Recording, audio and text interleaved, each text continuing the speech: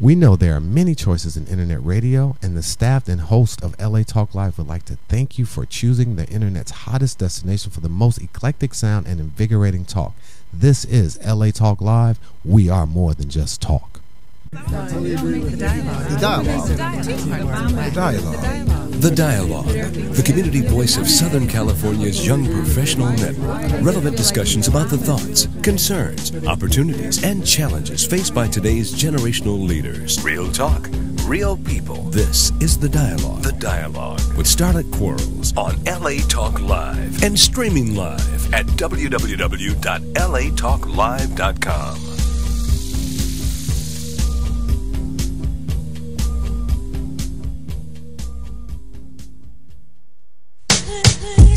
Walked in the court, her knees buckled, saying, poor man to survive, you need hustle. Seen and been through struggle a whole life, made a transition. Good evening, ladies and gentlemen. Welcome once again to The Dialogue. Real talk, real people. I'm your host, Starlett Quarles, and we're on live at latalklive.com. And as always, The Dialogue is the voice of our generation. So thank you so much for joining us here every Wednesday from 5 to 6:30, where we like to discuss the topics that are relevant to today's generational leaders. Tonight we are concluding our month-long series entitled The Effects of Trauma, Abuse, and Domestic Violence on the Black Community. October is Domestic Violence Awareness Month, and we've supported this national effort here on The Dialogue by hosting a series of conversations on what domestic violence looks like in the Black community today.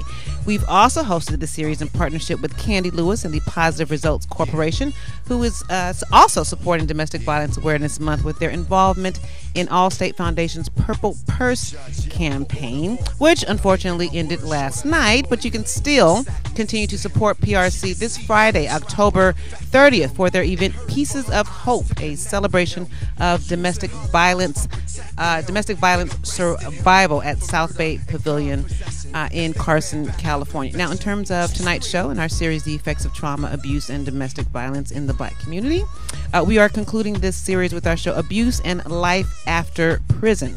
Our guests include my co-host, Candy Lewis, Executive Director of the Positive Results Corporation, Lena Cole Dennis, Project Manager with 5 Points Youth Foundation Incorporated, Kelly Dillon, Domestic Violence Survivor and Interventionist, and Mickey Ernest, another domestic violence survivor and advocate, all here tonight to help me conclude our series on the effects of trauma, abuse, and domestic violence in the Black community. And tonight's spotlight on trauma and life after prison. As always, this is a community conversation, so give us a call here at 323-473-3100, 323-473-3100, and you can always post your comments or questions on our Facebook page at facebook.com/thedialoguela, and please make sure you like us while you're on our page, or you can tweet me your comment or question at StarQuar. And you can always stay connected to us on our website at thedialoguela.com, where you can join our mailing list, or you can find replays of past discussions. So thank you for joining us this past month here on The Dialogue for our series in honor of Domestic Violence Awareness Month, the effects of trauma, abuse, and domestic violence on the Black community, in partnership with the Positive Results Corporation and sponsored by Dr. Carrie Williams and her Mahogany Hair Revolution Natural Hair Care Salon right here in Los Angeles, California. You can check her out at mahoganyhairrevolution.com or at drcarriewilliams.com. She also has a natural hair care line that we've been telling you about all month long, called Ann Carroll, that she's launched, and that we've partnered with her on a special discount for all of our Dialogue viewers. So you can receive a 10% off of a minimum of a $20 order if you use the discount code STAR Dialogue. So ladies and gentlemen who have natural hair care dreads, please visit the website AnnCarrollBeauty.com to place your order of Ann Carroll natural hair care products, and make sure that you put in the discount code STAR Dialogue when you check out to receive the 10% off purchase. Welcome, Miss Candy Lewis. We missed you at the beginning. I'm good. So what I wanted to ask you was, tell us about your event that's happening this Friday, October 30th. We can hear you. Okay, great. Hi. Hey, Ladybug. So tell us how you doing. I know the Purple Purse campaign ended last night. It did. But you have an event coming up this Friday called Absolutely. Series of It's called Pieces of Hope. Pieces of Hope. I'm sorry, Pieces of Hope. It's a celebration on domestic violence survival. We will be at the South Bay Galleria, South Bay Pavilion, aka Carson Mall. Okay, And Carson I'm Mall. super, right. like Fox Hills is still called Fox Hills, Fox right. Hills. Fox Hills does people who are old school. But I'm sorry, go ahead. So we're really excited. We're going to have several organizations there that will have tables and give information about not only survival, but resources and healthy relationship and workouts and all kinds of things. Then we're going to have a panel discussion. Okay. And Miss Kelly Dillon will be facilitating it. Right, that's right. So, And some of our past guests who've been here this month will also be there. Right, and what's really wonderful, we're going to have it in two sections. The first section will be the survivors. Okay. We want to hear real life what's going on. We're not going to sugarcoat it. It's going to be straight up hardcore. That's not a conversation to sugarcoat anyway. No, exactly. Okay. And then we're going to have the resources. We have some organizations such as New Star Family Justice Center and the Long Beach Women's Shelter. Okay. Seeking Peaceful Solution. Jaleesa Spears was here earlier in the month, and some other organization talking about what can we do to stop it. If you have this going on in your home, how can we help you, and how can you help yourself? Absolutely. And I see you got your purple on for domestic violence awareness. That's right. You know, I've been rocking purple every day. All this month. So thank you so much for joining us. No, thank you for allowing us to have this forum. Absolutely. So make sure that you check out this Friday, October 30th, Pieces of Hope. Pieces of Hope, 5:30 to 7:30 at the Carson Mall, South Bay Pavilion. Come on out. It is free, and you will have a great time.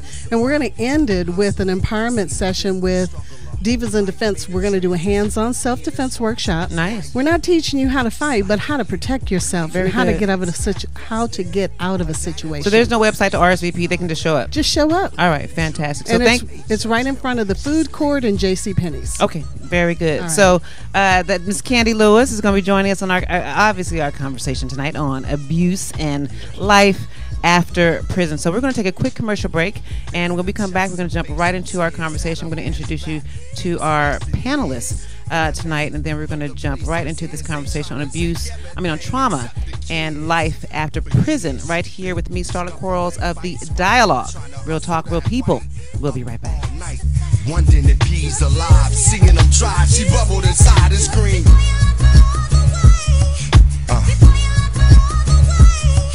Yeah.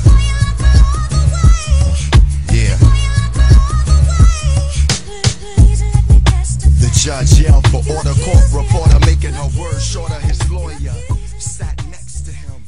Women now make up 37% of the workforce, changing their role forever. Harvard Medical School has now opened its doors to new female applicants. The first woman is now in space. The majority of last year's doctorate degrees were earned by women. We've come so far, but our news is changing for the worse. More women die from heart disease and stroke than men, even though it can be prevented. Make a change at GoRedForWomen.org today. Brought to you by the Ad Council and the American Heart Association's Go Red for Women. Exactly 25 years ago, the United States welcomed 54 million individuals with disabilities into the workforce. And today, even more opportunities exist. Hi, my name is Danjamar Cooper, and I specialize in job placement for individuals with disabilities. I advise on laws, employee rights, and regulations for disabled workers. Meet Rick and Amber Boggs, a visually impaired couple who don't allow their disability to overcome their drive to create jobs for the community. Dan Juma has been an integral part of our business success, and I believe he is an asset to any business or individual. Together we can empower your community and enrich your business. So remember, when it comes to making your business work, make the change today. The Disability Awareness Experts.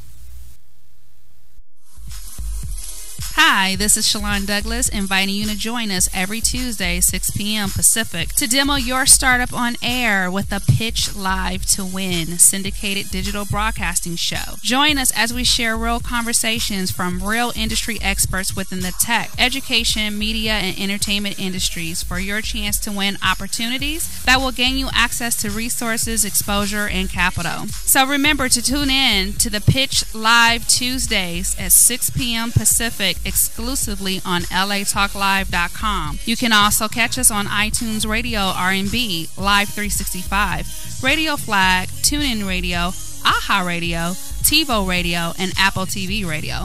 Or watch us and listen directly at latalklive.com. Reality broadcast handcrafted for your listening and viewing pleasure. This is LA Talk Live, and we are more than just talk. Hi, this is Rhonda Ray, inviting you to join us every Thursday, 6 p.m. Pacific, for Hot Chicks Live. Join us as we discuss the latest fashion, entertainment, sports, and more. So don't forget to tune in to Hot Chicks Live every Thursday, 6 p.m. Pacific, exclusively on latalklive.com. You can also catch us on iTunes Radio R&B, Live 365, Radio Flag, TuneIn Radio, AHA Radio, TiVo Radio, and Apple TV Radio, or watch and listen directly at latalklive.com. Reality radio handcrafted for your listening and viewing pleasure. This is LA Talk Live, and we are more than just talk.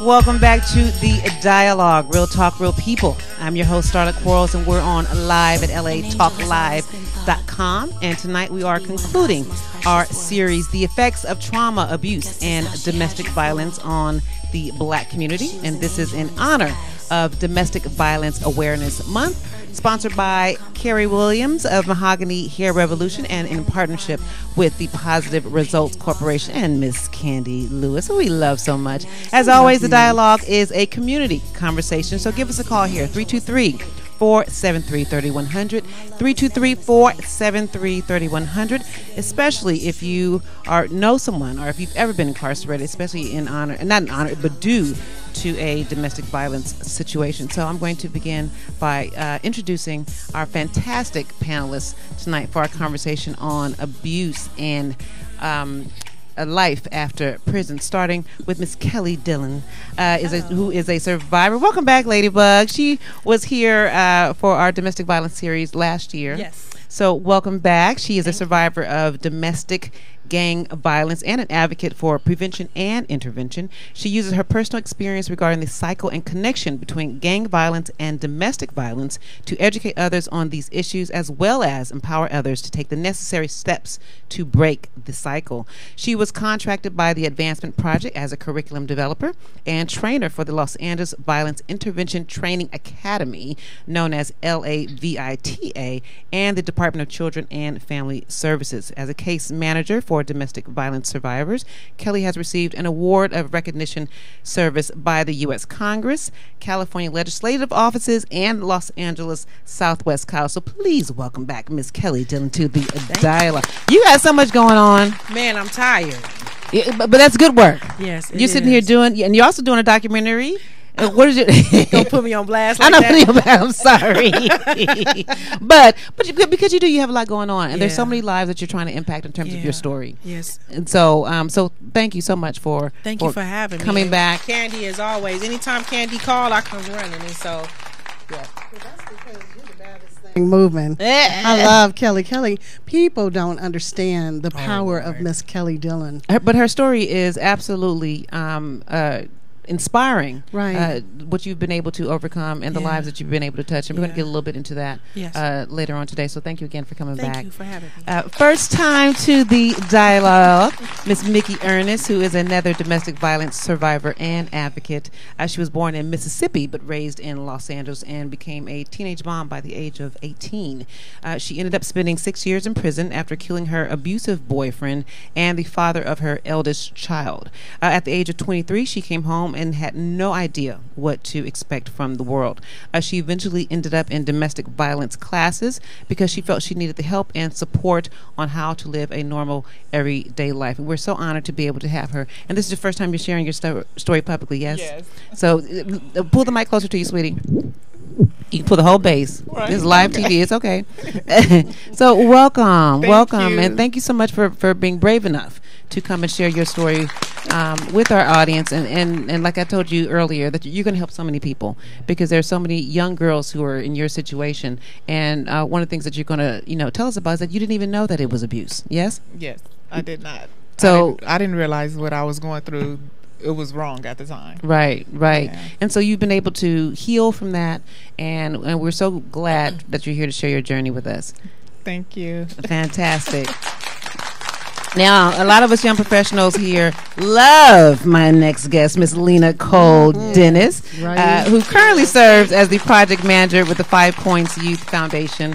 She has not been incarcerated, but she is here today to share her story of her son's incarceration and the importance of parents and parental and family support when it comes to having a loved one that is incarcerated. And she also took care of her son's child while he was incarcerated for 6 years and worked very hard to maintain that relationship with her son and his son. So thank you so much, Lena, for coming in and sharing some insight on the importance of parental involvement, not only just in the court system, but even when they are incarcerated, and the constant communication, the constant visit, the care packages. And then just caring afterwards and still mending that relationship with your son and your grandson. So thank you, Miss Lena Cole Dennis. Good to be here.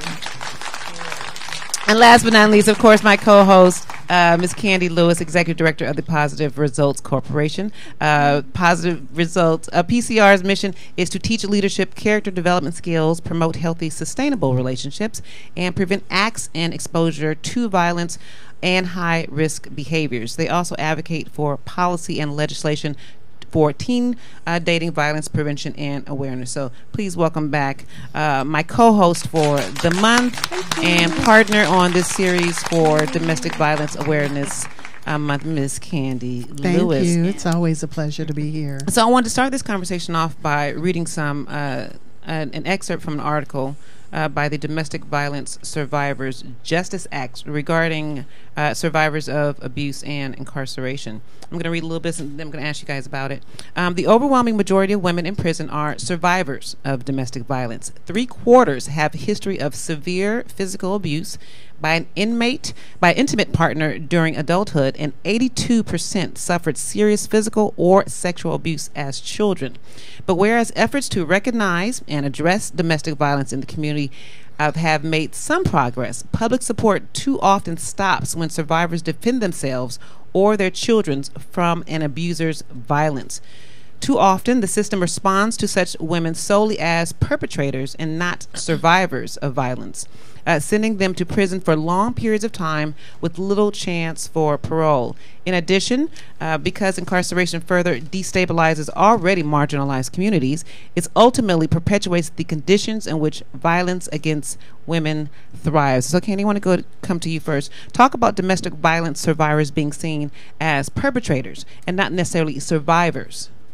Anytime you have a person who has been in a domestic violence situation, they've probably been involved in some other things, sexual abuse, interpersonal violence. And so then they are really treated as criminals once they get into the system. And when they come home, it's even worse because they're not recognized as an abuse victim. Okay. They are recognized as a criminal. Okay. And not realizing that 92% of all the women that are in prison because of domestic violence. What about you, Kelly? Any insight on just, the perception of domestic violence, really survivors being seen as perpetrators? Yes. Candy was saying that a lot of them are seen, once they defend themselves, they're seen as perpetrators instead of survivors or abusers or victims themselves. In the teaching in the different communities in which I've been noticing is that women who have come out of a culture of violence. Number one, we're African American women, and we are seen as aggressive. Period. We're not looked at as what we call a cookie cutter victim. Okay. So when police What do you mean by cookie cutter victim? Meaning that society wants to. Most of the people in society see victims as someone who is very fragile, docile, helpless, white. Okay. I mean, I'm just, No, but just being honest. Right. No, and I was going to ask you, so what is the difference between when it comes to, black women versus white women when it comes to domestic violence situations, and how are they treated differently within the criminal justice system? Yeah, they're treated very differently. In what respect? And that's what I was saying, is like, even in police response, just say if you have someone who is maybe a gang member herself, but yet still she is being a victim of domestic violence. Once the police come up on the scene, and they see that she maybe fits the stereotype of a gang member, she is no longer treated as a victim. But now they start to look at where's the suspect, right?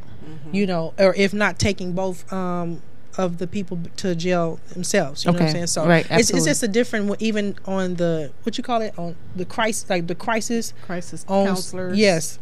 Right. And actually, we want to highlight that when a police officer normally approaches a female African American or Latina, they automatically ask them, are you gang affiliated? That does not happen with white. Okay, how long have you been in this abusive relationship, and what did you do? Okay. Like, we want someone to beat us up. We want someone to do something to us. So we've been known to be, as Kelly says, we are seen as very aggressive and violent people, and we're really not. Right. What about you, Mickey? Any insight on just the perception of being seen as a perpetrator versus a victim, or just the difference between white women and how they're perceived and treated when it comes to their domestic violence situations? I had one incident when I can remember when I first was incarcerated, that when I was booked into county jail, they automatically told me basically I was a gang member, and I'm like, oh, they already stereotyped you. Yeah, they gave me a jacket off the bat. Okay, they threw me red jumpsuit, was like gangbanger. So red means gangbanger, because my case was a murder case. Okay, and at the time in the 90s, a lot of girls was doing drive-by shooting. Okay, but I wasn't a gang member. I was a victim. Okay, we're just gonna move that mic closer to you. You can move the whole entire base. Okay. I was a victim of domestic violence, but did they know that? No, they already gave me they put me in the category that everybody else was in that came through the jail system. Okay. And that was my first time ever being incarcerated. Okay. Lena, you have any thoughts? Yes. But a lot of times the black woman has been treated so badly that when she finally just bursts out and starts protecting herself, by the time the police gets there and she doesn't calm down the way they think she should, she immediately goes to jail. Okay. And sometimes she goes and the abuser does not. Right. And it's happened lots and lots. So last year there was a whole lot of national coverage on the Ray Rice incident in terms of with his wife, and when they focused on her and questioned why she stayed, it became victimizing the victim. Yes. So can you talk about victimizing the victim when it comes to these particular situations? It happens all the time. Okay. We always re-victimize. First off, why did you stay? You're stupid. What did you do? And she must have been drunk. She must have asked for it. She had to do something. Okay. Anytime you see an African American, Latina, woman of color, we are always asking for it. We did something. It's not like we were just there. Right. And this abuser popped up. Right. Kelly, you wanted to jump in Yeah, there? I just wanted to point out Marissa Alexander, the Florida woman who shot warning shots at her abuser in the air, and then based on the warning shots, she was about to receive 60 years in prison. Right. Which is crazy. In the same state. And they were adamant about wanting to prosecute her. Exactly. Yes. They were adamant, and she really only did it as a method of, self-defense. Yes. She didn't even shoot him. She didn't shoot him. She fired warning shots in the air to protect herself and to scare her abuser away, and they still incarcerated her and tried to give her 60 years in prison. Right. That Yes. Oh, okay. Yes, and Right. that right there shines a light on how we are not only perceived, but just the support or the lack thereof. Yeah, the lack thereof. And so let's talk about why do women stay? Because that's one of the reasons why they're often criticized is that they stay in these abusive relationships. So I'm gonna start with you, Candy. Why do women stay, and are they convinced that this is what love looks like to them? Well, let's be clear that when you are in an abusive relationship and it's a significant other, you normally start off with love. And we can't separate love from abuse. Okay, so we know that the abuse is happening, but we love that person, and it becomes part of the play that they have built in us. So we are looking, everyone is looking for love. And when we find someone that we become attracted to, over time things happen and they start to wear us down, or they'll tell us different things. No one has ever loved me the way you have. I just need your help. Please don't leave. And we buy into that. Right. And there's also, of course, that emotional tie. There's that financial tie. There's so many different reasons why people don't leave. But it's very difficult to separate the person from the abuse. Right, Lena. But there's a new thing now. It was always said that a woman who's been abused has seen it in her family. But that has changed. A lot of women who have never seen abuse or been abused are trying to protect the new boyfriend or the new husband, protect them from their mother who they think lives on a higher level, or they want to protect this guy, they want to change him. And they're actually those people are growing. That we're finding in high school. I do healthy relationship seminars, and there's so many young girls who are protecting their boyfriends and don't let their parents know, or their fathers. We have a young lady who actually, her girlfriend would call her to come to her house because her father was about to beat up the wife or the mother. Okay. And there she was trying to protect these people, and her mother had no idea that this was going on. Okay. So we're not talking in that healthy relationship thing, and what to do is something that everybody should pull up and Google and know. Absolutely. So Kelly, let's talk a little bit about accountability on the woman's side, and talk about the role of the provocateur, and you know, when the woman hits the man. Do you know what I mean? And there's a lot, and we see it now with reality TV. A lot of these women feel like they can, you know, they're fighting other women. You know what I mean? Calling them bitches, and sometimes they're going up against men. So talk about the accountability on the woman's side in terms of a domestic violence situation. So you mean that the woman as the abuser? Yes. Okay. So with that being said, is that we see an increase of women who are now being aggressively violent, or just as abusive towards men, or they're in their same-sex relationships, as we've seen with men on women, right? And you can say that, like, social media, like those reality shows, play a part in it, but at the same time, I think that what has happened, as what Miss Lena has said, is that you have had a generation of women who have taken enough abuse and have gone through a series of unhealthy relationships, and now does not want to give up that power, but found out this is the way that I gain power, is by using the same tactics. Okay. All right. Candy. I also feel there's we have to look at the fact that we have systematically eliminated men from our homes. And we've also started to eliminate women from the home, because the women has become the breadwinner. She has to work maybe 2 or 3 different jobs.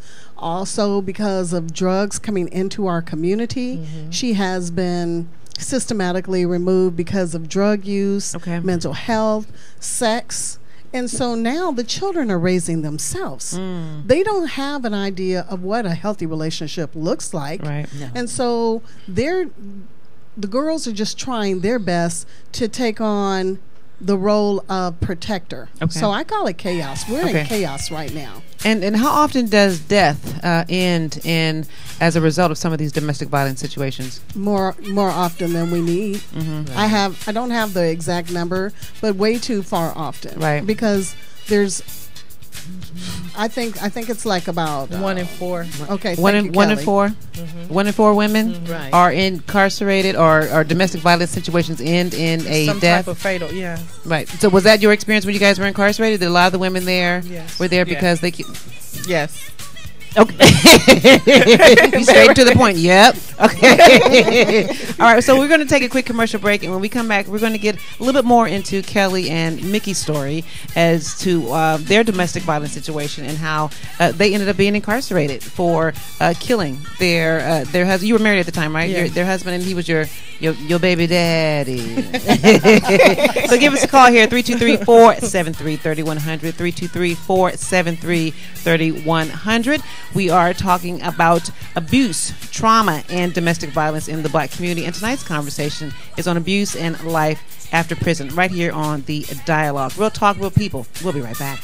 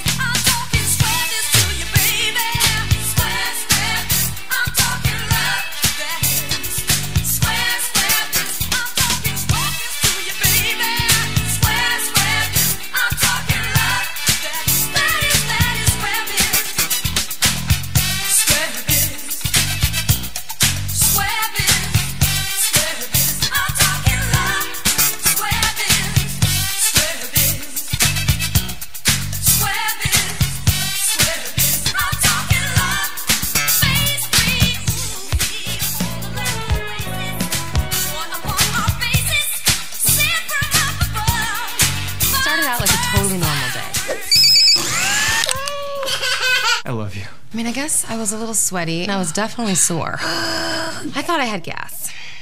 Turns out I was having a heart attack. Heart disease is the #1 killer of American women. So now I take care of myself and tell the other women in my life to do the same. Make it your mission to save your life and the lives of the women you love. Find out more from the American Heart Association at goredforwomen.org. Hey, shout us out. What's the count? I'm your host. I am WDC. Tune in to WDC Radio on LA Talk Live every Saturday at 4 p.m. Pacific Standard Time, 7 p.m. Eastern Time for sickle cell trait awareness, lupus, bullying, mental health, and all different aspects of life. So tune in to WDC Radio right here on LA Talk Live. Also, you can listen to us on iTunes, Live 365, YouTube, and Ustream. And don't forget Apple TV and Roku right here on LA Talk Live, where we're more than just talk. Shout us out. What's the count? Hi, I'm Ro Williams, and I would like to invite you to join GospelRhythms.com every Sunday at 4 p.m. Pacific Standard Time, 7 p.m. Eastern Standard Time for our show, GospelRhythms.com Talk Live Radio. Join us as we celebrate Christians around the world in all genres of entertainment, as well as highlight interest stories on men and women who are making a difference and impacting their community. So don't forget to tune in to GospelRhythms.com Talk Live Radio, exclusively on LATalkLive.com. You can also catch us on iTunes under R&B or watch us live on Ustream TV. We are reality radio, handcrafted for your listening pleasure. This is GospelRhythms.com Talk Live Radio on LATalkLive.com. We're more than just talk. We're heaven's party here on earth.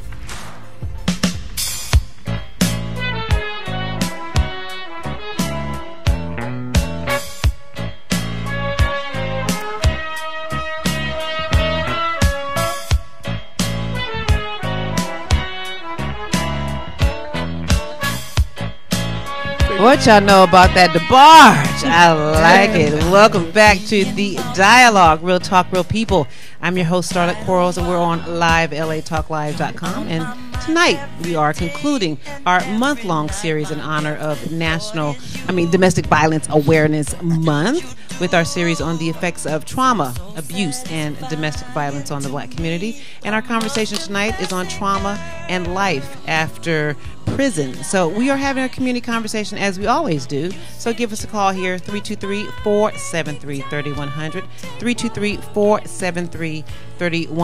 And before I went to the commercial break, I had alluded to the fact that I wanted to get a little bit more into both you guys' situation in terms of what happened. So, Mickey, I'm going to start with you. You guys both were in domestic violence situation. So tell us a little bit about who was your abuser, how long did it last, and why did you stay as long as you did? I was actually 14 when we started dating. Okay. And again, this is your eldest child's father. Yes. Okay. And by the time I was 18, I was in prison. So we'll jump to that. But I stayed as long as I stayed because I didn't know any better. Mm-hmm. And I had no clue of really what a relationship was. Okay. And how to really base a relationship. So I stayed. And then Kelly, you said, and she loved him. Yes, she loved him, which most women do. Mm-hmm. Do you know what I mean? They really, truly, love their men. Yeah, I just want to point out that me and Quita, we grew up in prison together. That's how I met Miss Mickey Ernest, and we grew up with each other. We was actually fighting our cases together back when Civil Brand was still open. That's like back in that was back in the day. That was back in the day. But back when Civil Brand was still open, but we were very young. Okay, and so anyway. Now, how old were you at the time? I was 19. Okay. And was Mickey 18. and Mickey was 18. Okay. And we watched her cry like every day. Mm-hmm. And in what some of our sisters in prison would ask her, which is that how could you cry over someone who was doing that to you? You should be, grateful that you're free. And she would say, you don't understand, but I loved him. Mm-hmm. So, but for me, I was married. I got married at 17. I met my eye abuser at 16. Okay. I got married with him at 18, and then so between that time, as Mickey said, I did not really identify the violence that was happening because, like, unlike Mickey was not a gang member. And that's what I was gonna say. You good Christian girl. You didn't come from, I don't know about that part.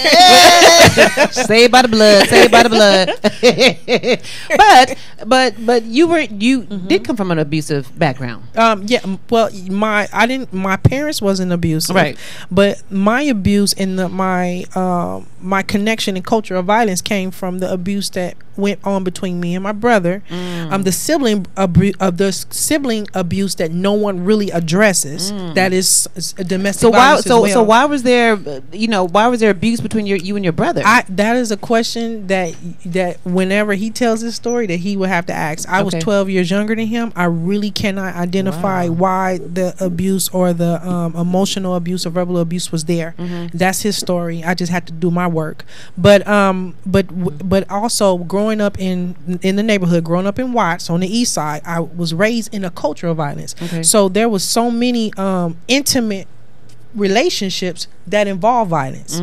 So it was accustomed to me. So when I was experiencing it with my husband, I did not identify it. I thought that's what we did. You mad at me, I'm mad at you, let's get down, we gonna fight about it, but then we gonna get up, we gonna eat something, and we gonna go on about our business. Right. But it wasn't normal for you. No, it wasn't normal for you to have been. You said you loved him. Oh yeah. And you did not come from a community of violence, or at least you're in your home. No, not in my home. I see it around the neighborhood. Okay, but not in my home. Okay. And so, Mickey, in terms of your relationship, how did you respond when he slapped you for the first time? I mean, how did you interpret that? I didn't know how to interpret it. I was like, did he just slap me? And why did it? Do you remember why he did it? No, I was like, I don't think I even asked why. I was just so in shock. Like, what the heck did he just do? Like, okay, maybe I'm tripping. Right. And then months down the line, because it took a while for him to do something else. Right. And he did it again. And I'm like, why is he doing this to me? Can I just jump in? Absolutely. She said,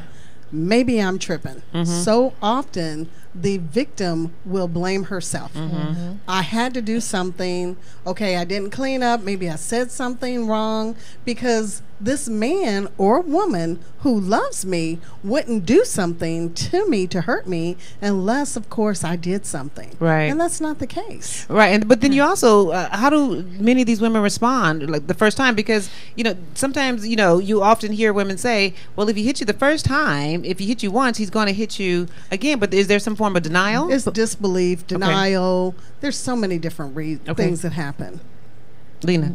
One of the things that when it happens, the woman really thinks that he didn't mean it. That's and you can't you put so much effort in loving someone that you just cannot believe that you chose someone that was not what you thought they were going to be. And if you've never been in a domestic violence situation, if you've never been hit, I should say, you may have seen Uncle Bill knock out Aunt Marie, but they didn't let you know about it because she it was the most countryest names. That's my real relative. That's your real relative. And then there was this rush to put the kids in the room, and then this rush to get Uncle Bill and Aunt Marie out and away, and you couldn't talk about it. So the people don't talk about it the next day. Some of them don't go, why did you hit me? You're mad. You don't say anything. Then all of a sudden that honeymoon period comes where he's, I'm sorry, baby, bringing her flowers, doing all kind of things that she just doesn't know about. Now, she's 18. I'm 400 years old. There was really no domestic violence talk about in the 60s, in the 70s. And never taboo topic. It was the 90s. And never taboo topic. No, because you remember what's love got to do with it.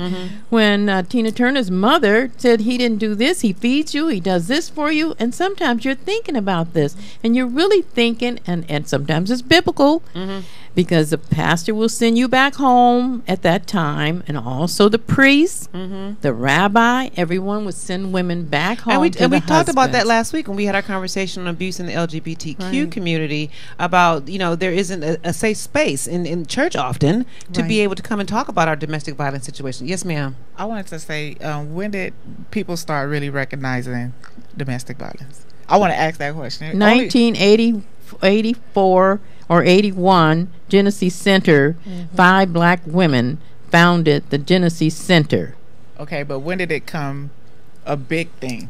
In the last couple of years. No, that's OJ not and true. Nicole. No. You said OJ and Nicole? Yes, it really that's what you believe is OJ and Nicole? I believe that. Okay. And that's when it comes to race. Okay. On my part. Because that's when they got recognized as people been getting beat for years. Right. And so, go ahead. I was just going to say in the last couple of years, we've really put an emphasis on bringing the attention and changing churches and law enforcement and how they respond. Okay. All right. So Mickey, back into your story. So he hit you for the first time. Did he apologize? How did he react to your reaction of him hitting you? He didn't apologize. We just went on like if nothing happened. Okay. And so then you said sometime later it happened again. And then how did it progress? It went from a slap to a punch to a drag and on and on and on. And so how did your family respond? Did you tell your family? Was this a secret that you were... A secret I kept for a long time. Okay. But then it got so bad to where my family would see it. And then... they would see the physical? They would see the physical. Okay. They would see the thing... The actual abuse? Yeah. Okay. So... black people, they ready to chase them down and beat them. Right. But there are some mothers who protect. Not my mother. It wasn't my mother. It would be like my grandmother or my brother. They were ready to go after him, and I'll be like, no. Okay. Protect. Because of course, I'm gonna go back with him. Okay. So let's talk about how you ended up being incarcerated. You eventually killed him. Yeah. So talk about that day. Talk about that experience and how you ended up killing your abuser. Oh man, I had went back to school because I had dropped out of school to take care of my daughter, and it was on a Sunday afternoon, and me and one of my girlfriends, we went to go get something to eat. Now he had been gone all day, and when he came back, he was drunk, high, and basically wanted to fight. Okay. I'm leaving. I'm like, okay, cool, but by me, go ahead. But you're used to it by this point. Yeah, I'm like, no. You recognize the signs when he's about to get into that mode. Yeah, okay. So I'm not tripping on him. I'm like, see you later. Okay. So, went into his random raving, and he went for a knife, and I went for the knife that was closest to me, and we struggled over the knife that I had because he was intoxicated, so he couldn't fight or tussle with me. At this point in my life too, I was not gonna let you just beat me anymore. And not saying I I didn't try to kill him. I was gonna say your intention wasn't to kill him. Oh no, my intention was never to kill him. Was to protect yourself, right? And it was to protect myself because he went for a weapon. Okay, you know, and in that process, he ended up being stabbed, and I didn't realize he had gotten stabbed because he had on a big sweat, like a pullover, but he fell to the ground, and he was calling my name, and I'm like, okay, well, get up. You know, he's like shaking his head and looking at me, and I'm like, get up. And then I think I went into a rant of screaming. Okay. And then my family ran to the back and everything. So people were home? Yeah. My mother was there. Then we had some friends living with us. They ran to the back, and they pushed me out, and then 911 was called, and I went from that point on. They took me to the police station, and hours later they told me he had expired. And you said you didn't even know what expired meant. I didn't even know what expired meant. I was like, you didn't even know that he had died, but you knew that you had injured him. After I was pushed out and they called 911, of course I knew I had injured him, but to what degree I didn't know. Okay. I didn't know where I stabbed him for a long time. And she didn't know if he was faking. They do things like that. They act like they're hurt. And you don't know. I had no clue. Like I was so naive to everything. All the abuse that I had been through, all the things that I was gonna face from that point, I was naive. I think I spent the whole 5 years, 8 months in prison, a zombie. A zombie. Kelly, you said the last time that you were here that you became somewhat desensitized to violence, not only from your brother, but being involved in gang activity. So talk about being desensitized to violence when you're raised in a community of violence. Right.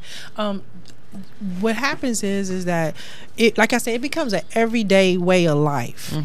And like when Quita got slapped, I mean, well, I call her Quita, that's my nickname for her, but I'll say, but in family, I'm family, but when Mickey got slapped, call her what you want. Okay, I'm gonna call you Quita. Okay. I'm gonna call her Quita. But when Quita got slapped, like she said, she was like, oh my God, like what's happening, what's going on, you know, and kind of like she was stunned for a minute, shocked, like she said, she went on. But me being desensitized to violence, when I got slapped, it was a cue for me, like, oh, it's on. It's on. So you're prepared to fight back. Yeah, I'm prepared to fight back. You hit, boom, I'm hit back. You know, and the next thing you know, we tussling, I'm giving you a run for your money. And I've been doing it all my life. Being desensitized, meaning that like I like the other day, it was somebody in the neighborhood. He was fighting and choking his girlfriend, and the neighbors were just walking by. They closed the door. They pulled in their gates. Now they did all of this while the girl was getting choked out in the neighborhood. Wow, out in public, down the street, from house to house. Until our family, intervene and say, hey, like let even though it's a dangerous situation for us to do that, but yet still we pretty much, our family intervene. But that's the desensitization that's going on, is that people can just walk by it and give a glance to it and just go on about and eating, drinking, listening to their music and not think nothing about it. Candy. No. Well, especially if you see it all the time. If it keeps coming from the same people over and over again, it's like, okay, they're doing that again. I teach a class with youth, and there was a 13-year-old girl who said, yeah, I see it all the time. I know people who've gotten choked. I know, her sister gets beat up on a regular. And this is something that we see in not just our community, but across the board. Right. As you said earlier, we have made violence normal. Okay. We watch our parents fight. And not just physical violence. We're talking about emotional violence, verbal violence. Right. We will call someone stupid. On TV, how often, if you just clock how many times they call a woman a bitch on TV. And it's become normal. It's okay, because see, now I'm a good bitch, I'm a bad bitch, I'm a sexy bitch, I'm a boss bitch, I'm just all kind of bitches, and I'm a toothless bitch. And we watch them get. You see why we love Lena? Don't say my name. You on TV, they see you. There's cameras, they see know you. This is Lena. Right. Everybody knows this is Lena. But then they get snatched up, and the new thing in school were these kids. They love love to choke. They just What do you mean they love to choke? They'll push you upside the wall. They play a choking game, where they put their hands around you. They'll choke you. They'll push your chest and see how long is it going to take you before you fall out. Wow. And see, they think that's fun. That's a They game. don't realize, that's a game. They don't realize that you could cause permanent damage or even death. But they think this is funny. And we watch all day long where kids and adults and everyone are just doing anything and everything. They hit, they punch, they slap, they cuss each other out, they call each other dumb, stupid. I did a report. I worked with some young men earlier this summer, and I asked them what were some of the things that they were called. They were called everything but a child of God by everyone, including their parents, grandparents, siblings. And the people who are supposed to love them. Right. Okay. And then I asked them, what were some of the things that you had seen? They saw people get socked upside the head. They've seen people get stabbed. They've seen and heard people get raped. They've seen murders. They've seen beatings. We've seen it all in our community. And the sad part is that we just like, okay, well, that's Leave just them what alone. it is. That's just them. That's the way they are. And then Kelly, like you were saying, it's really prominent if you're involved in gang activity. Yes. And in gang life. I mean, you're seeing death and destruction almost on a daily basis. On a daily basis. Unlike Quita, she said that she didn't grow up in that environment, although she didn't grow up in the household with that, but yet still it was still in the environment. Yeah. And so in terms of your situation, so how did the abuse escalate in terms of your husband? Well, how bad did it get? It got bad. Like, I experienced every level. I mean, we kind of teach about the power control wheel. I'm pretty sure you guys spoke about that earlier this month. But the power control wheel, which is the emotional abuse, the male privilege, the economic abuse, I experienced every sexual abuse. I experienced every level of abuse that could have been on that wheel by that one person. And understanding that by the time the physical abuse occurred, those things had already occurred with me. There's a thing called traumatic bonding, which is that if we have an argument or you cheat or whatever the situation may be, and then we end up getting over that situation together, not understanding that we have bonded through a traumatic event, and that makes the tie even stronger. So when we argue, we fight, we break each other's stuff, the police come, we don't go to jail, and then we live it, then it's like when the police get involved, then there's like this situation where we begin to protect ourselves because now we got a common enemy. You know what I'm saying? So when we survive the common enemy, then we, that makes like, okay, my baby loves me, he didn't tell on me, or my girl, she got my back, she didn't snitch on me. The next thing you know, it is somehow it validates the love that we have, even though forgetting that, just like Candy said just an hour ago, you had me choked up against the wall and I can barely breathe. Right. So that's kind of like how my stuff and escalated. So like with Mickey, you end up killing your husband. So talk about that day. What happened? That day, actually, like, I just want to point out that the abuse does not occur as often as people have. It's not an everyday thing. It's more so like this month, 2 months down the line, 3 months, whatever. When it's wrong, when it's going down, it's going down. But those in between days, those honeymoon stage where we're actually a family, it's good. So that day I was out, because I've been working a long time. So I was a nurse. I was a medical assistant at the time. I was also going to school, doing a few other things, and it was a good day. We were on our way to have a family outing. My 2 sons, and him and me. He came home from, I don't know, because he was going to USC at the time, but he came home. So he was an educated man. He was a journalist, and he worked for the Los Angeles Times. Wow. So he was a young journalist. I was a young medical assistant. We had an opportunity for a bright future had the trauma in his life not affected him. Very good. To because it came out on me. So anyway, he came home. Started picking about the kids playing in their room, about something that he wanted done in the bedroom, just kind of like shouting orders. And at that point, I had it 3 years. I had already been burnt with an iron. I had already been choked out. I already had been to jail behind the DV situation. I have already been sexually assaulted. I had already been held hostage in the house for 3 days. So these things were reoccurring to me. At that point, I had it. And I had told myself that the next incident that happened, I was going to get out by any means necessary. That means that either I was going to get out by foot or in a body bag. I just wanted out. So whether that mean my own death, I wanted out.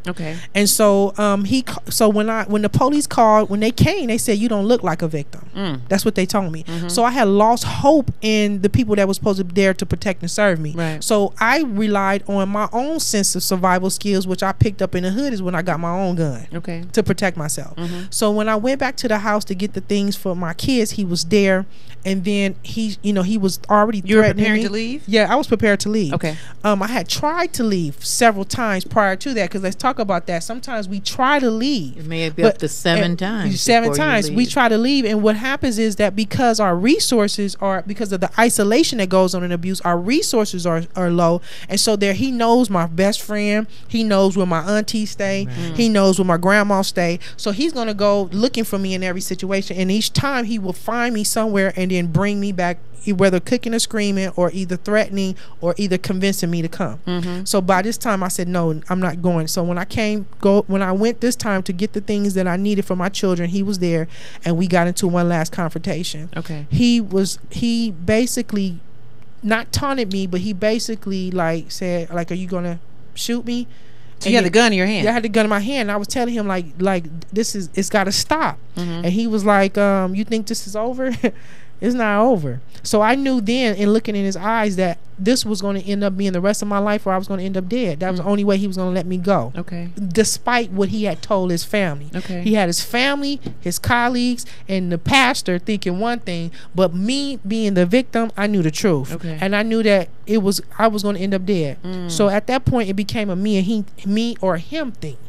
And I damn sure wasn't going nowhere. Wow. And so what made you pull the trigger? Did he come at you? Yeah, he did. He took one step towards me, and then he ended up picking up something and throwing it at me to charge me, to kind of create a diversion so he can get to the gun. But it was just like it was a standoff. I was not going down. So both of you, how does it feel to take a life? I mean, do you experience guilt? Do you even experience guilt now? So talk about that initial feeling when you realized you took somebody's life, whether it was in defense or not. But we used to go through that as when we were grow up. I mean, because we were so. This was my sister. I'm telling you, as we grew up in prison, this was my sister. We would argue. I'll cry, and she'll be like, fuck.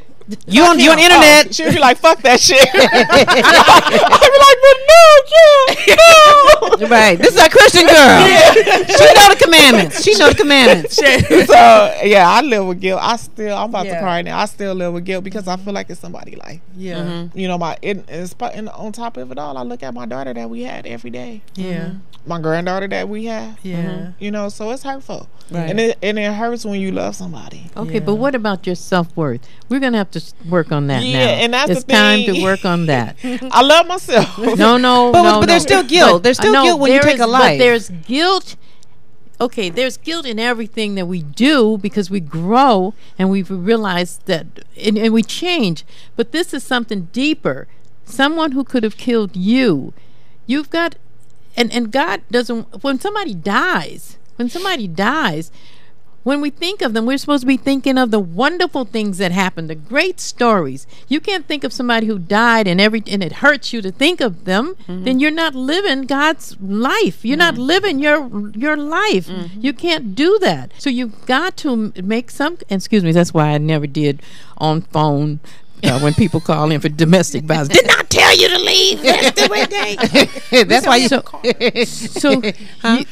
You know what? Let me just say this, because I am a domestic violence case manager, and the process. It's a process. It's a process. And even if the process has been 20 years for her, it's a process. For her to get to this point, to even have the courage to tell, to even address or confront. See, the thing about it is that she's moved on with her life, because I've seen the amazing things that Mickey's done with her life, Quita have done with her life. But I know what it's taken for her as to go back to that stage of victimhood to even confront what she's willing to confront today. And so therefore, if she's just survived it, and never processed it or never went through the recovery, the true recovery stage, then all she did was just survive a traumatic event that happened in the past. Right. She never got a chance to process it. Right. And I think that this is the beginning of her telling her story. This is where it begins. And this is her first time. True healing. Thank you. And this is her first time, Candy. Right. I was going to say when Mickey and I talked, I was just so impressed with the fact that she wanted to finally tell her story. So I know I'm honored to be here to have you as our guest. Absolutely. As a referral from our So girl be easy on her. Be easy on her. No, wait a minute. First time, that's fine. But what about those other people out there? I'm talking to you. I'm talking to you. Okay. You out there. You don't have to kill anybody, but people. But no, people. You didn't this was in self-defense. No. I know it was in self-defense. Please forgive me. I don't mean it like that. But what I'm saying is there are people who leave though and still feel that way. Right. So there are other people out there. And I'm not heartless. Oh yeah, that's the first. This is not the first time I got that. No, and I am not heartless. Not by any means. No, but I'm just saying that's a beginning to self-worth and trying to love yourself. And we are going to talk about self-esteem. And you didn't feel guilty at all? Did you go through any guilt? No. Okay. She said no. I was in war. Right. A lot of people leave relationships because they're going to kill them. Everybody doesn't leave because they think they're going to be killed. It's a lot of us out there who was figuring out how to what. Right. And as Kelly said, Kelly knew that it was die or be killed. Right. And it was a matter of self-preservation. So when we come back, we're going to talk about what life was like in and what life has been like outside of prison and your journey to healing. And then we're going to hear from the mother, from mama, and how you support your child, how you give your child parental support and maintain a relationship with their child while they are incarcerated. Here on the Dialogue, 323-473-3100, 323-473-3100. Caller, we saw you on the call earlier. We're going to come back to you, so please give us a call back if you're not still on hold. We're going to take a quick commercial break, and then we're going to come back and we're going to talk about what life was like inside and what life has been like outside of prison with our fantastic guests for our show today. We'll be right back. That's why I couldn't do that. I can just hear her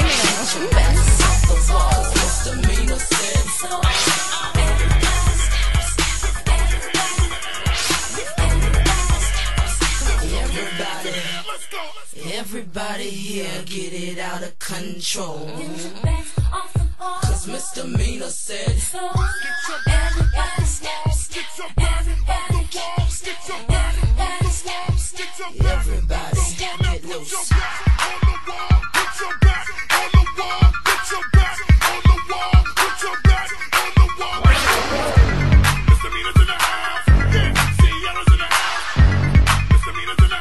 Music make you lose control.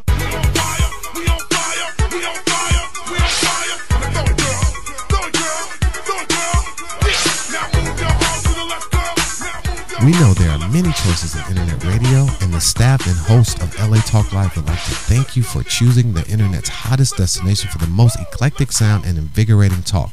This is LA Talk Live. We are more than just talk. Exactly 25 years ago, the United States welcomed 54 million individuals with disabilities into the workforce. And today, even more opportunities exist. Hi, my name is Danjamal Cooper, and I specialize in job placement for individuals with disabilities. I advise on laws, employee rights, and regulations for disabled workers. Meet Rick and Amber Boggs, a visually impaired couple who don't allow their disability to overcome their drive to create jobs for the community. Dan Juma has been an integral part of our business success, and I believe he is an asset to any business or individual. Together we can empower your community and enrich your business. So remember, when it comes to making your business work, make the change today. The Disability Awareness Experts.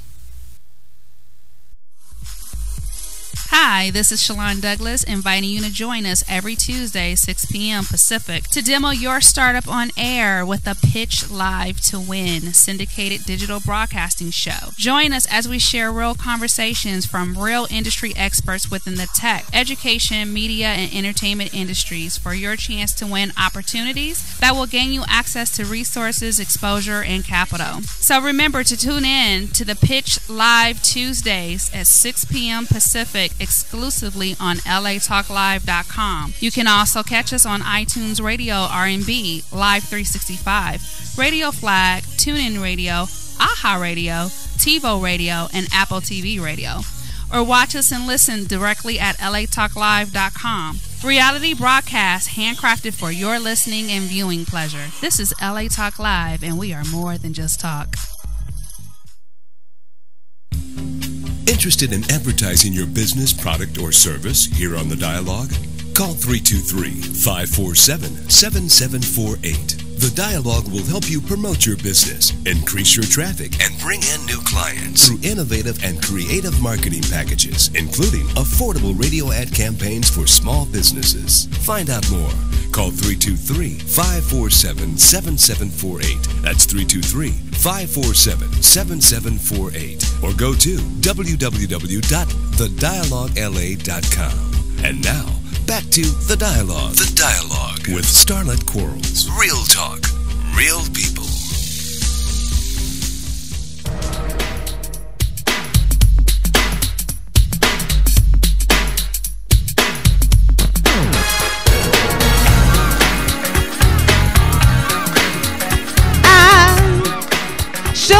I love me some Janet. I got my Janet Jackson Poetic Justice braids here on The Dialogue. Welcome back. Real talk, real people. Tonight we are concluding our series this month on the effects of trauma, abuse, and domestic violence in the black community or on the black community. And tonight's spotlight is on abuse and life after prison. The phone lines are open. And caller, I apologize for not getting to you sooner, but we were just having such an intense conversation that I didn't want to interrupt that. So, but please give us a call back, 323-473-3100, 323-473-3100. We definitely want to hear from you, especially if you are a survivor of domestic violence or if you have are formerly incarcerated and you want to share your testimony as to what your life has been like after prison. So Kelly, before we went to and caller, we see you, so hold on one second, hold on. So Kelly, before we went to commercial break, you wanted to kind of clarify that you're not a heartless person, but you did have some remorse. Yeah, the remorse that I had was that my husband never got a chance to heal himself. He never got a chance. He had potential. Yeah. You guys could have been a little power couple. Yeah, okay, but he never got a chance to address his childhood issues, which is where the violence that he was perpetrating came from. Okay, and also just to be free, and that's the part that saddens me, is that his freedom, because I had my freedom. My freedom came in prison, and then there are children involved who don't have fathers, and we often talk about just the impact of the lack of fathers in our communities, not only just from mass incarceration of black men, but from situations like this where they do get killed because of domestic violence situation or gang activity. Right, absolutely. Not only that, but when we start talking about men who have been abused, they've been emotionally abused, physically abused, verbally abused, sexually abused, and no one talks to the children. No one talks to young men. They automatically tell them to man up, or don't be a wussy, or don't be a punk, don't be a pussy. And we never give them the type of services that they need so that they can start healing, so that they don't enter in a relationship with a queen such as these ladies and wind up giving them so much abuse that they push each other against the wall until someone leaves out in a body And as bag. we talked about this month, there is not only just a legacy of abuse in terms of some families, but there's this intergenerational transfer of trauma too, that passes on. And you've seen this some with your kids in terms of how they've been acting out in certain situations. We do have a caller. Hi, caller. You're on with The Dialogue. Do you have a comment or question for our guest? I have a question for your guest. Okay. My question for your guest is, as a woman who survived abuse or has been through abuse, how does a woman who turns out to be so positive and maybe hasn't completely dealt with the abuse that they've been through move on in a relationship with somebody new after they've been through all of the badness and now they see themselves as positive? Excellent question. How does a woman move on and start over in a relationship that they expect to be better than what they had? Mickey, you're now married. So how have you been able to move on? Because I have an amazing husband. Is that your husband? Yes, it is.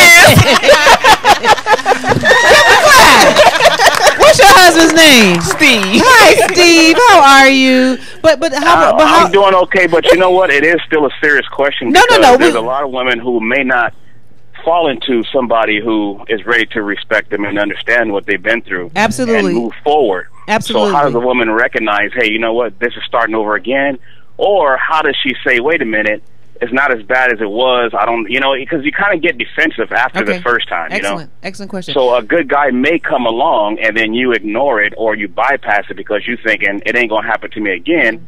So now you kick to the curb everybody who's coming your way who is positive. Okay. Thank you for your question, Steve. You know what? Actually, someone had said, why don't you guys do a support group for the partners that is dating or trying to marry the people who have gone through the abuse so they'll know how to understand their trauma? Okay. And that's a good question. That would be cool. Yes, that would be cool right there. I'm just going to say this is that if a person does not get the therapy, the healing, or the support that's needed, and the education to understand not only abuse to look at red flags in the future, but to understand what she's gone through, she or he is destined to repeat the same abuse or either bring it into their relationships unconsciously. Okay. Exactly. How were you able to find, and Steve, thank you again for your call. We're going to disconnect you right now. How were you able to find love again? The internet. The internet dating?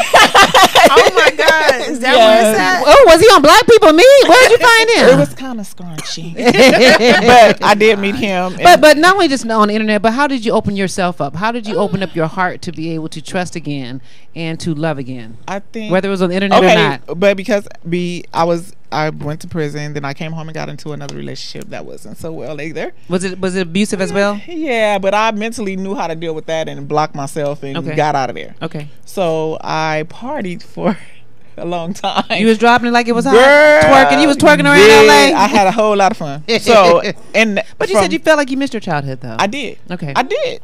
But from that time, or your teenage years, I'm sorry. Yeah, and after the partying, I had got tired. I was like, you know what? It's time to get back on the road again.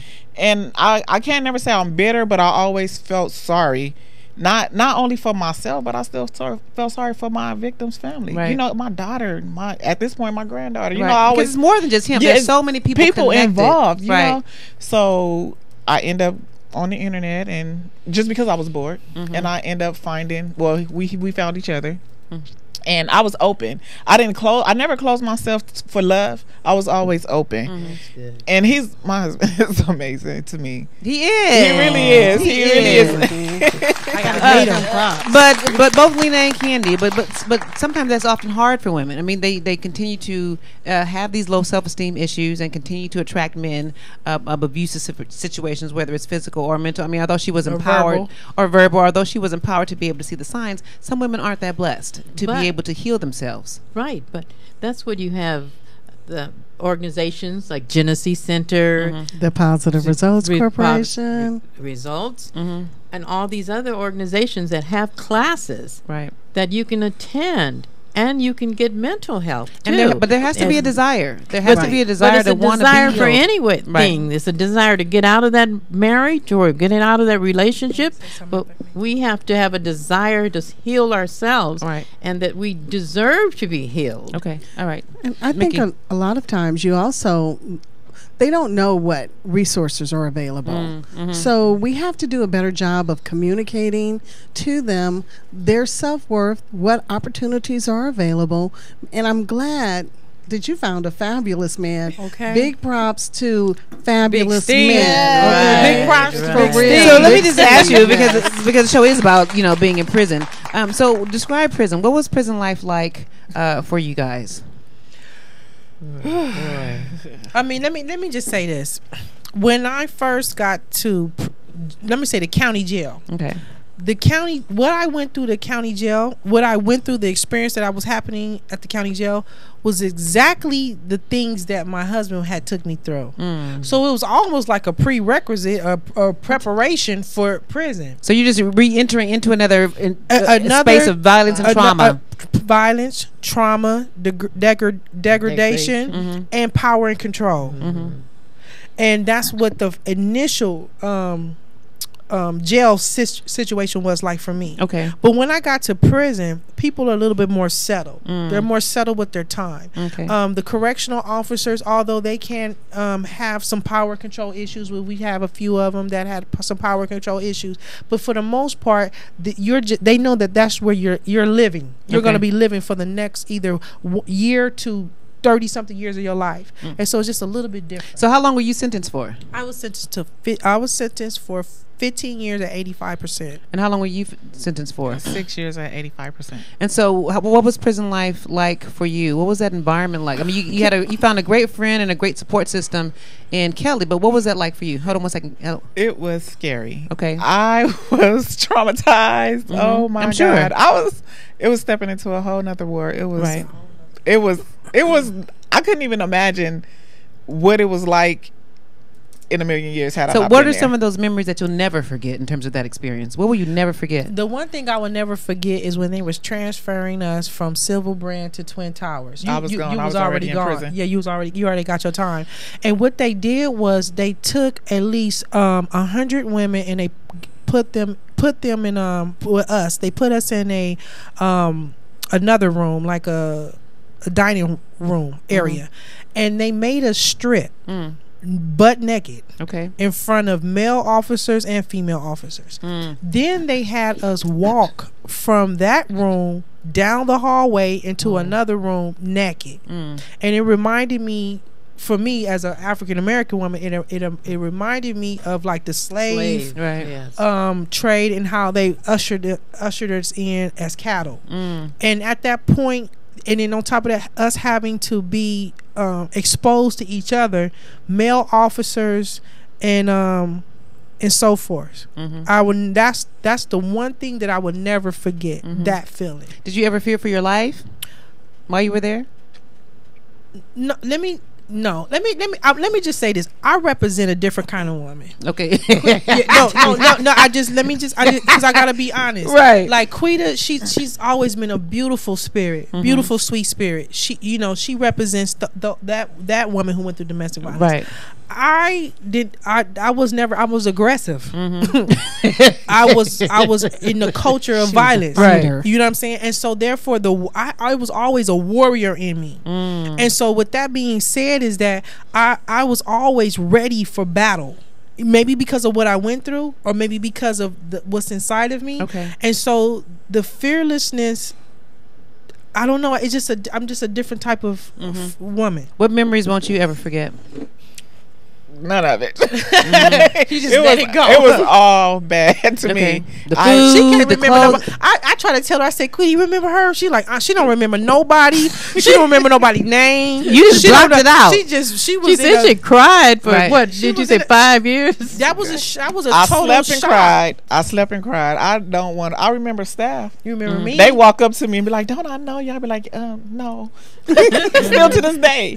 So did you guys ever think that you were going to get out? I mean, you guys had some. I was going home because that's why I stayed to myself. Yeah. So you knew that you were going to go home. Yeah, you knew that left. Well, not when I was fighting my case, because I was fighting 15 to life in the beginning. Okay. And when I got my 6 years, I gladly took them and went and sat on the bunk and cried some more until I got out. Okay. And what about you? Did you think that it was going to be everlasting? No, you know what? Actually, yes. I knew. Yes. Yeah, because Kelly do a whole lot of promoting. She wanted to make sure that things is right. So she See, that's why I said my avocation and the work. It started in Civil Brand. Okay. I advocated for us to get commissary. I advocated for us to get new clothes. She wasn't going for this. I She wasn't wasn't going for that. I was stand up against the police officers. So a lot of I didn't even know that I have. Let me just say this. I'm gonna say this spiritually.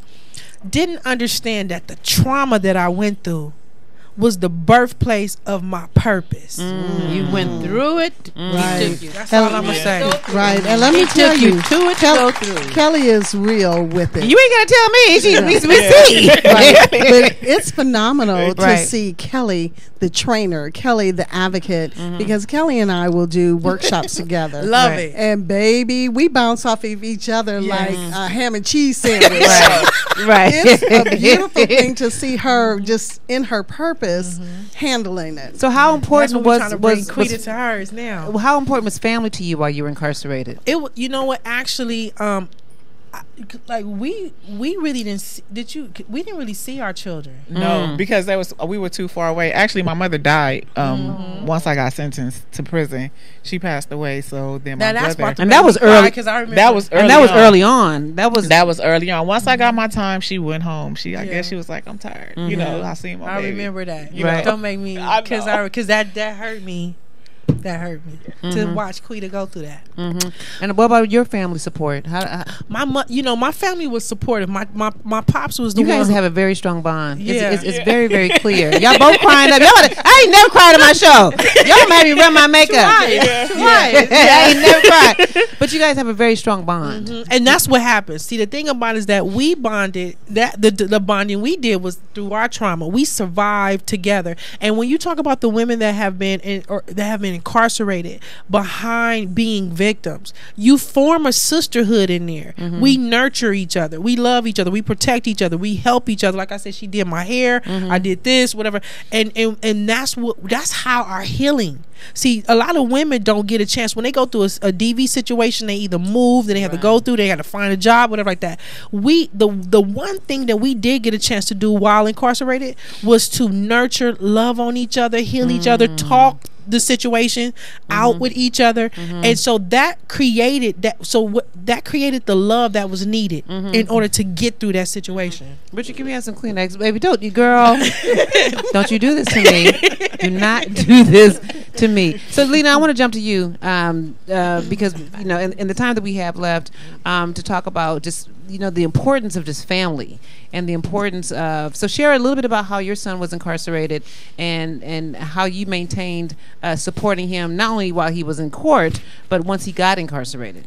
My son was 31 years old, and he had been raising his son since he was 3 weeks old. And my son always gives glory and honor, and maybe not glory, but honor to his ex-wife, because she allowed him to raise his son. Okay. So he had a son. My son was 4 years old when my son was 31, and it was drunk driving. He was at a party on a Friday. How people say we're going to go over to somebody's house and we're going to have fun.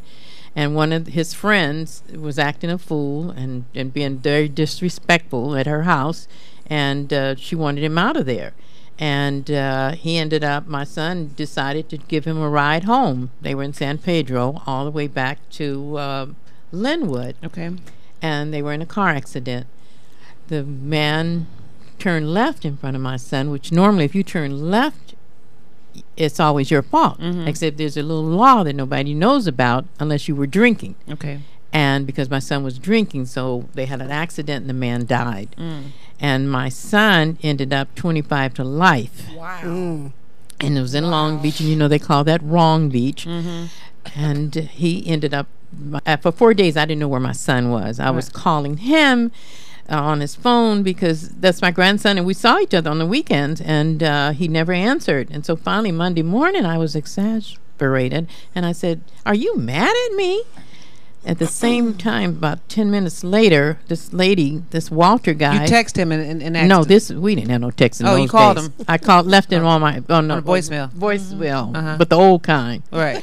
And so this lady calls me and says, "I called to see about Gantry. How is he?" And I said, "What do you mean?" She said, "He was in a car accident and he had surgery." I go, "What?" And he was put in a coma, a 4-day coma. And the same thing, he woke up at 3 a.m. or something. And when I finally found him because nobody knew where he was. And I finally found out where he was, and he had written on his paper, "Where are my parents? I got to call my parents. Where's my mother?" And when I walked in that room and saw him, he wrote, "I thought you were mad at me." The same thing that I was saying that he had done that morning. But the police were angry. They wouldn't call me. They had his information. And it was just a horrible thing. But he had this son to raise. Oh, one reason it was murder, too, is that when he was 20, he had a DUI. Okay. And so that's what happened. But so he ends up in prison. And I had like 1 month to raise $40,000 to get him out. Because if he had gone to prison that day or that week, it would have been 25 to life. But when you're out, you can keep working and doing different things and going back and forth. And so when he was finally sentenced, he ended up with 12 years. Okay. And thank God I was able to, because I was thinking that maybe I could have a jury and and the judge, because I had always been there. And the judge, everybody knew, or our attorney would always say, and his mother isn't here, his mother.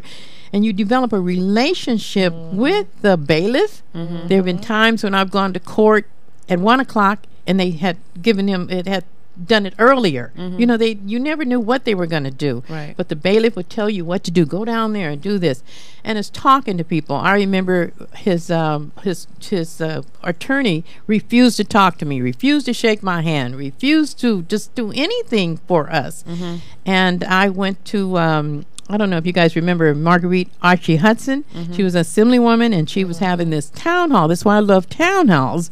And she had a town hall with prosecutors. And I was able to ask them questions, and they taught me how to make my attorney work for me. And that's how my son ended up with not 25 to life, but it was like 5 to 14 years. And he ended up doing 6 years, right? Yes, because that's how it goes, but it was really 12 years. The family support stars in the court, because if it wasn't for my father being there and sometimes bringing my sons, they were able to see that I had someone that loved me or cared for me. They was able to identify me as a person instead of a perpetrator. Exactly. So that family support starts from the moment of the incident in court. And everybody doesn't have that. Right. But some parents, you have to go outside of your comfort zone to protect because my son, I felt, was a wonderful person. No matter what he had done, and it happened because people ask me, did you feel guilty about the guy dying? Yes, but I'm supposed to take care of my son. I'm supposed to protect you if I can. Right. And that's what I did. And one of the main things that you did that was important is that you helped him maintain a relationship with his son. Exactly, because my grandson was 4 years old. One of the things I would like to tell people that go to take their kids to visit their fathers or people in jail, let the kids sit in the chair. You're sitting in the chair the whole time. There's no connection. Let the kids sit in the chair and talk to the parent through and when at home, put the phone on speaker so you can hear what the kid is saying, because sometimes the kids are so small they keep going what. One good thing, and when you move, let your kid know where you move. Let him say goodbye to his friends. My 5-year-old grandson would say, we moved and we didn't even get to say goodbye. He knew things. I would take my son's T-shirt and say, this is your dad's shirt. You can smell your dad, and put it under his pillow. So you kept the love going. Yes, I took my grandson my son used to take him on the bus places. I took him to the bus, to the train station, to his old apartment. That's my daddy's apartment. That's my daddy's bus. That's my daddy's school. I took, because my son had been going to school that year he got out before he was sentenced, and he ended up being the president of Southwest College, or ASB president. I don't know what they call it, but student body president. So he did a lot of things, and what maintained him in prison were those care packages. He was able to identify what he needed. Sometimes I'd fuss. Seemed like I gave you a pair of shoestrings last month. But that's the mama. But my son ended up being the liaison between the prisoners and the warden. And he was able to do different things, like what you said you were advocating. He also did those things. He was a MAC representative. A Men's Advisory Council. Yeah, I think I did. And as a result of your effort, they have a very strong relationship to this day. Okay, I was the one who went and spent the weekend, because he wasn't married at the time. In the weekend, can you imagine spending the weekend with your son who doesn't even like you in the first place? I mean, he loves me, but 3 days with nothing, no books to read, no TV. And I would take the grandson for those 3 days and for them to connect. And they never lost it. When he came out, when my grandson was 10, and I said, let's go on our trip, our little trips to the bookstore and said, I got to see what my parents say. And so I ended up having to change my lifestyle, which was everything was for him. To like one day I just said, I'll take you to eat and dinner and all things, and one day you don't have to spend the night with and today me. they are close as ever. Yes, they are. Absolutely. But my grandson and I are closer, I say. Okay. What are your final words? Give us some final thoughts on trauma. I'm gonna go through all of you. I'm gonna start with you. Trauma and life after prison. There's life after prison. That's right. You can survive it. You can survive it. It's life after prison. Your life does not stop there. For those who want to take our life and put us in prison for the rest of our life, we have purpose afterwards. Absolutely. How can people find you, sweetie? Kelly, how can people find you? Oh, I'm at k.dillon92@yahoo.com. Okay. Final words. Never give up. I gotta give me one of those. And how can people find you? You said you have Instagram. Instagram. Oh, I don't even know my Instagram. But you can email me at miernest76@gmail.com. Okay, fantastic. Final words.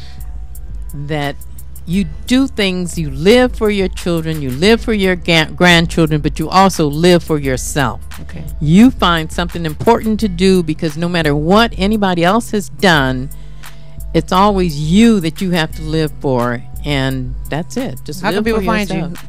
You can find me at Lena Cole Dennis at Instagram. Candy, final words. To survivors, you are survivors. So congratulations. And to everyone else, know that they're human beings and they deserve respect. Don't look at them and devalue them because they have been in prison. Understand that we've all have challenges. Right. Also, and you can people find me at prc123.org or info@prc123.org. Thank you so and much. And the name Kelly of it is Dillon. The Positive Results Corporation. Kelly Dillon. Mickey, thank you so much again. Oh, you're I hope this was helpful. I look forward to your career as an advocate and as a interventionist with your sister girl here. Lena, thank you so much. Lena Cole, My pleasure, Dennis, my and pleasure. Candy. Thank you for riding with me this whole entire absolutely. month in honor of domestic violence. Ladies and gentlemen, thank you so much for joining us for our series this month in honor of domestic violence. We're going to return next week with our new series on the truth about white privilege. So I hope you join us for our series next month. Signing off as your host, Starlett Quarles, as my mama's child and my daddy's baby girl. Until next week, God bless you. Wait, don't you get off here. Baby. Wait.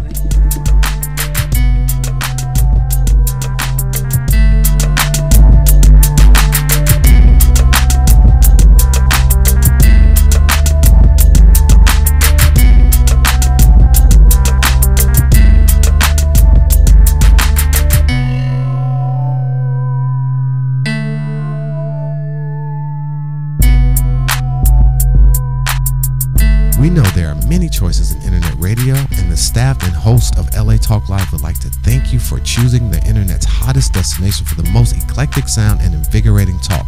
This is LA Talk Live. We are more than just talk.